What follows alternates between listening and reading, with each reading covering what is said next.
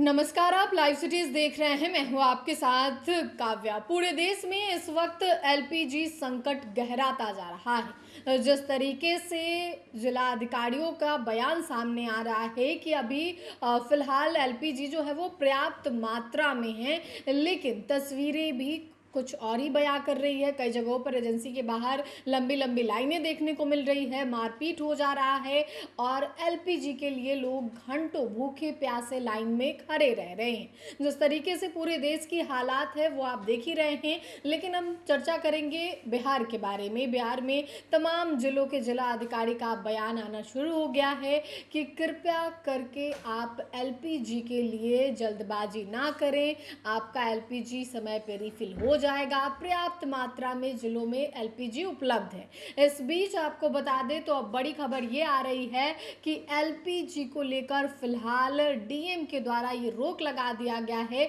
कि नया कनेक्शन नहीं मिलेगा। जी हाँ, ये पूरी स्थिति को देखते हुए ये फैसला लिया गया है और साथ ही एमडीएम को लेकर यानी कि मिड डे मील को भी लेकर एक आदेश जो है वो जारी किया गया है। इस वीडियो में हम उसकी पूरी जानकारी देंगे। तो सबसे पहले आपको कनेक्शन के बारे में बता देते हैं। तो पटना समेत पूरे बिहार में चल रहे घरेलू रसोई गैस संकट के बीच पेट्रोलियम कंपनियों ने बड़ा फैसला लिया है।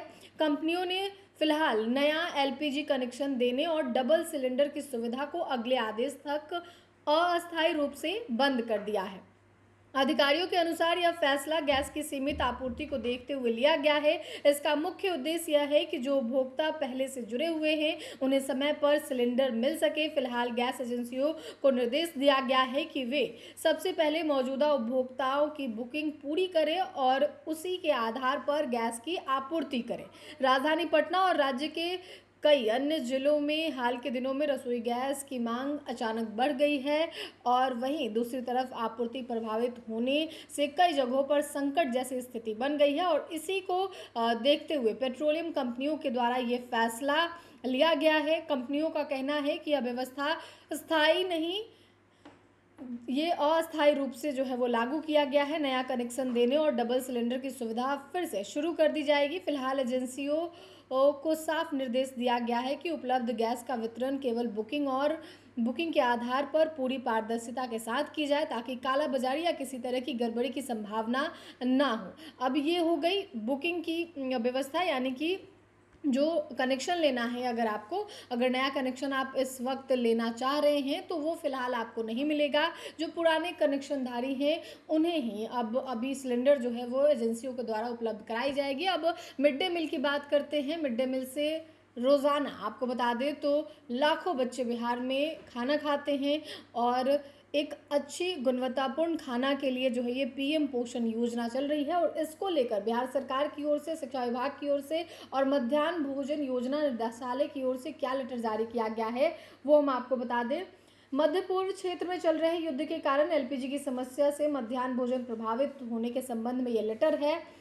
उक्त विषय के संबंध में कहना है कि मध्य पूर्व क्षेत्र में चल रहे युद्ध के कारण अंतर्राष्ट्रीय स्तर पर पेट्रोलियम पदार्थों की कमी हो सकती है। साथ ही मुनाफाखोरों, जमाखोरों द्वारा गैस सिलेंडर अथवा पेट्रोलियम पदार्थों की कालाबाजारी करने की संभावना है। मध्याह्न भोजन योजना का निर्देशालय स्तर पर की जाने वाली समीक्षा के दौरान कई जिलों से यह सूचना प्राप्त हो रही है कि मध्याह्न भोजन बनाने हेतु एलपीजी की समस्या हो रही है। साथ ही स्थानीय एलपीजी वितरकों द्वारा विद्यालय में एलपीजी देने से इनकार किया जा रहा है, जिसके कारण मध्याह्न भोजन योजना प्रभावित हो रही है।